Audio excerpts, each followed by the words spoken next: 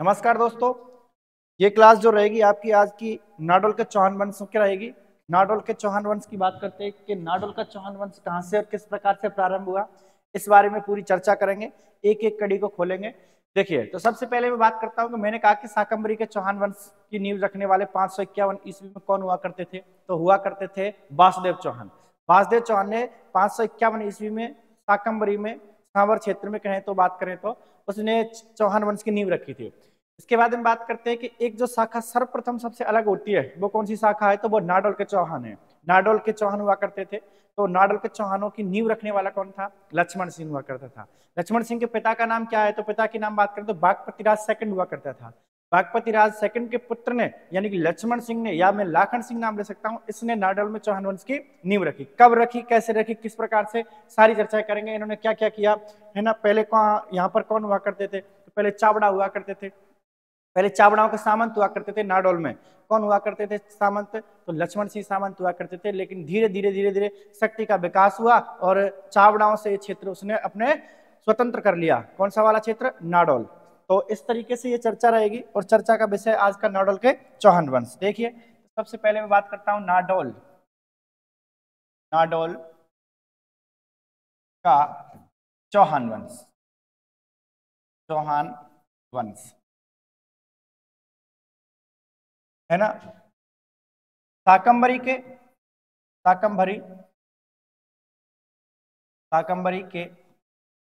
चौहान वंश की प्रथम शाखा, चौहान वंश की प्रथम शाखा थी ये, प्रथम शाखा। और प्रथम शाखा की नींव रखने वाला कौन था? नाडोल के चौहानों की नींव किसने रखी, तो नींव रखी थी लक्ष्मण सिंह ने। किसने रखी? लक्ष्मण सिंह ने इसकी क्या रखी, नींव रखी। लक्ष्मण सिंह कहूं मैं, इसी को कह सकता हूं लाखन सिंह। क्या नाम? लाखन सिंह। एक ही बात है। और धीरे धीरे जैसे आपने देखा होगा, गांव का कोई लड़का होता है लक्ष्मण जिसका नाम होता है तो उसको लखन लखन के नाम से पुकारने लग जाते। तो ऐसा इनके साथ में हुआ। लक्ष्मण सिंह से लाखन सिंह होता गया। बोलने में थोड़ा सुविधाजनक लगता है इसलिए। इसके बाद बात करता हूं कि इनके पिता का नाम क्या था। पिता का नाम, और पिता का नाम हुआ करता था वाकपति राज। वाकपति राज। वाकपति राज कौन सा वाला, तो वाकपति राज हुआ करता था सेकंड हुआ करता था, है ना। तो इन्होंने क्या किया, सर्वप्रथम जो मैंने कहा कि नाडोल शाखा जो हुआ करती थी ये चावड़ाओं के सामंत के रूप में हुआ करती थी। इन्होंने स्वतंत्रता दिलाई, किसने दिलाई? लक्ष्मण सिंह ने, है ना। तो नाडोल शाखा, इस शाखा को स्वतंत्र रूप से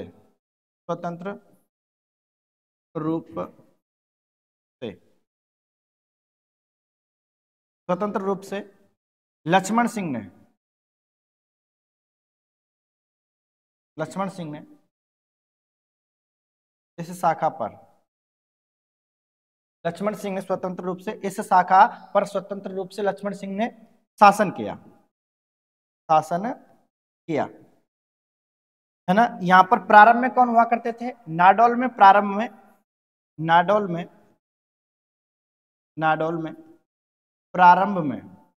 प्रारंभ में चावड़ों का अधिकार था। चावड़ों का क्या था? अधिकार था। और जब चावड़ों का अधिकार था तो लक्ष्मण सिंह जो हुआ करते थे ये क्या थे? लक्ष्मण सिंह चावड़ों के हुआ करते थे सामंत। लक्ष्मण सिंह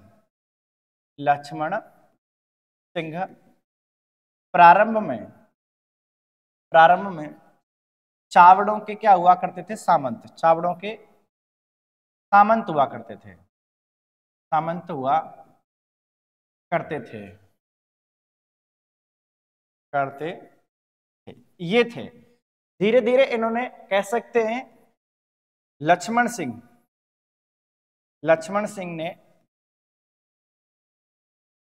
ने चावड़ों से स्वतंत्र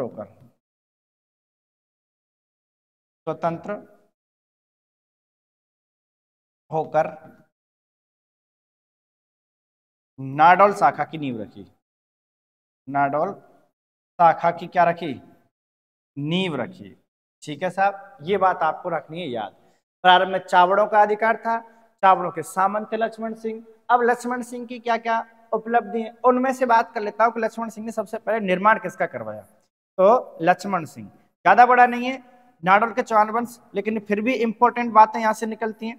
जब आप सिलेक्शन के नजदीक जा रहे होते हो, सिलेक्शन के नजदीक पहुंचने के लिए इन चीजों को थोड़ा सा ध्यान में रखना जरूरी होता है, क्योंकि एग्जामिनर जो होता है आजकल, जो हम कौन कौन से वंश पढ़ते हैं ज्यादातर गोयल वंश पढ़ लेते हैं, मारवाड़ वंश पढ़ लेते हैं, मारवाड़ के राठौड़ों को पढ़ लेते हैं, कछवाओं को पढ़ लेते हैं, चौहानों को पढ़ लेते हैं। चौहानों की जो शाखा है ना उनको नहीं पढ़ पाते हैं, और वहां से यदि एग्जामिनर दे देता है तो हम सोचते हैं कि आउट ऑफ सिलेबस है। अरे कोई चीज आउट ऑफ सिलेबस नहीं हो सकती, तो इसीलिए हमें थोड़ा सा ध्यान देना है। लक्ष्मण सिंह जो है, लक्ष्मण सिंह की मैं बात करूं तो लक्ष्मण सिंह ने साहब ने पहली बात तो निर्माण किसका करवाया, इसने निर्माण करवाया इनकी कुल देवी जो है, कुल देवी। और कुल देवी कौन है? आशापुरा माता। कौन सी माता? आशापुरा माता। आशापुरा माता के मंदिर का क्या करवाया? निर्माण करवाया, है ना। सावर की बात करूं मैं, शाकंभरी माता है चौहानों की कुल देवी के रूप में। लेकिन जैसे हम जालौर की तरफ, नाडोल की तरफ बढ़ते हैं तो यहाँ पर इनकी जो कुल देवी के रूप में निकल के आते हैं वो कौन आते हैं? आशापुरा माता है ना। यदि ऑप्शन में आपको शाकंभरी माता मिल रहा है, नो डाउट आप कर सकते हो शाकंभरी माता, लेकिन जब आपको आशापुरा माता मिल रहा हो और जालौर और नाडोल का नाम दिया हो तो आप क्या करोगे? आशापुरा माता ही करोगे। यदि शाकंभरी माता ऑप्शन में नहीं है तो आप किसको करोगे? आशापुरा माता को करोगे। तो कुलदेवी आशापुरा माता के मंदिर का क्या करवाया? निर्माण। कहां पर करवाया? नाडोल में करवाया। कौन सी जगह करवाया? नाडोल में करवा दिया। ठीक है साहब। इसके बाद में बात करते हैं, इन्होंने एक बावड़ी का भी निर्माण करवाया। तो बावड़ी कौन सी थी? बावड़ी थी, और बावड़ी का नाम था लाखनसी बावड़ी।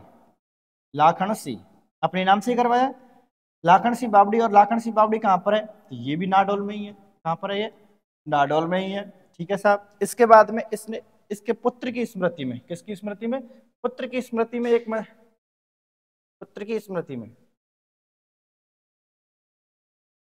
पुत्र की स्मृति में पुत्र था इनका आसाराव। कौन था? आसाराव। आसाराम नहीं है, आसाराव है, राव, आसाराव है ना, की स्मृति में, स्मृति में। और निर्माण करवाया था आयडा तालाब का। कौन से तालाब का निर्माण करवाया? आयडा तालाब का निर्माण करवाया। और आयडा तालाब का निर्माण ये भी कहां पर है? आपसे पूछे तो ये भी नाडोल में है। कहां पर है? नाडोल में। इस प्रकार से इन्होंने लक्ष्मण सिंह ने, और लक्ष्मण सिंह की फिर क्या हो जाती है? मृत्यु। और मृत्यु कब हो जाती है? तो लक्ष्मण सिंह की मृत्यु हो गई भाई साहब 983, है ना, 983 ईस्वी की क्या हो जाती है? मृत्यु हो जाती है। फिर इसके बाद में कौन आता है? इसके बाद में आता है सोबित। सोबित ने ज्यादा खास काम तो नहीं किया, लेकिन फिर भी उसने क्षेत्र विस्तार किया है। क्षेत्र विस्तार में बात करें तो मान परिहार हुआ करते थे भीनमाल के, भीनमाल के मान परिहार को हराया, और मान परिहार को हराने के बाद में भीनमाल पर अधिकार कर लिया। इसके बाद में आता है बलिराज। बलिराज आता है। बलिराज का क्या सीन था कि बलराज जो हुआ करते थे, मालवा का एक शासक हुआ करता था मुंज। तो उससे पहले एक बार सोबित की बात कर लेता हूं, फिर आगे बात बढ़ाऊंगा। सोबित कौन? सोबित, सोबित, सोबितराज। सोबितराज ने मान परिहार, किसको? मान परिहार, ये कहां का था? भीनमाल का।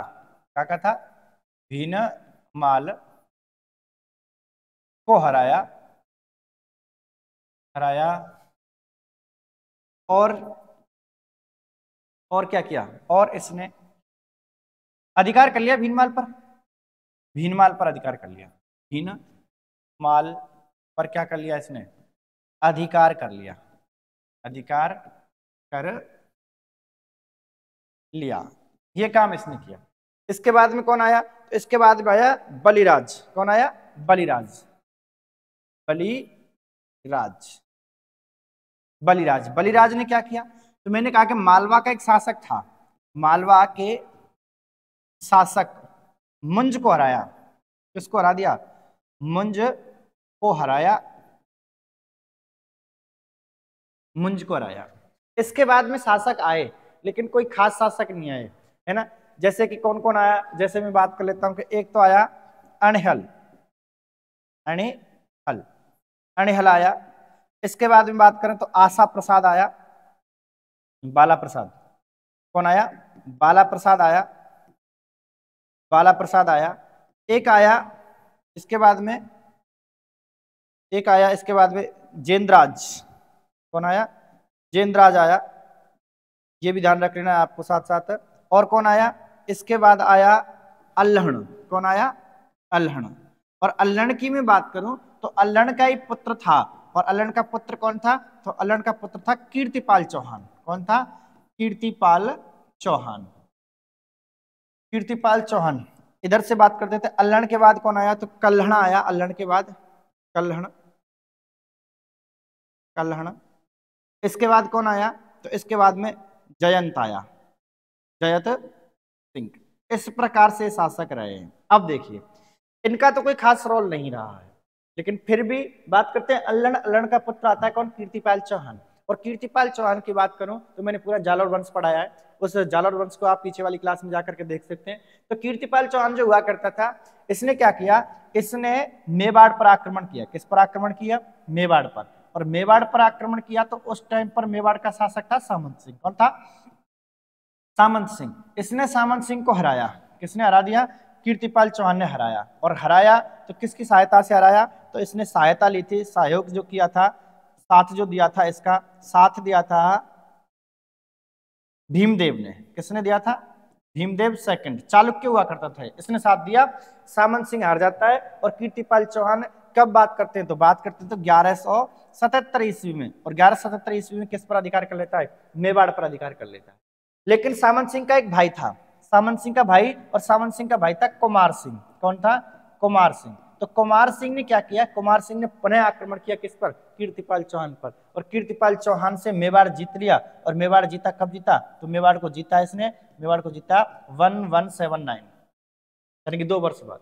अब कीर्तिपाल चौहान क्या करे, अब कीर्तिपाल चौहान को यहां से जाना पड़ा, और जाता है तो ये कहां पहुंच जाता है, ये पहुंच जाता है जालौर। और जालौर पर अधिकार कर लेता है। जालौर पर देवड़ा शाखा हुआ करती थी, तो उन पर देवड़ाओं पर अधिकार कर लेता है। कौन कर लेता है, कीर्तिपाल, यानी कि जालौर को जीत लेता है। और जालौर को जीतने के बाद में जालौर में जाकर के 1181 ईस्वी में चौहान वंश की क्या रखता है, नींव रखता है। कौन रखता है, यही रखता है कीर्तिपाल चौहान। इस तरीके से ये शाखा आपकी कौन सी रही, ये नाडोल शाखा थी। फिर आगे मैं बात करूं तो कीर्तिपाल चौहान तो ज्यादा टाइम तक नहीं रहा है, 1181 तक ही रहा, 1181 से 1182 तक ही रहा है। इसके बाद में इसका पुत्र आया समर सिंह, उसने भी खास काम नहीं किया, परकोटे का निर्माण करवा दिया था। इसके बाद में आता है उदय सिंह।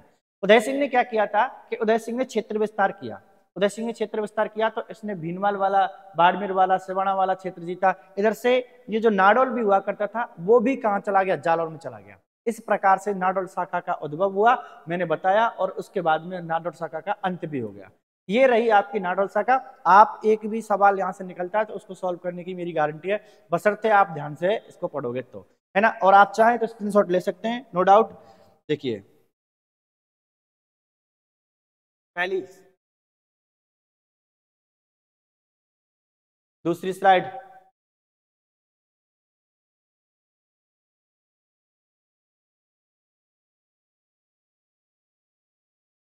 और ये तीसरी। धन्यवाद। फिर मिलते हैं अगली क्लास में बूंदी के चौहानों के बाद में। धन्यवाद।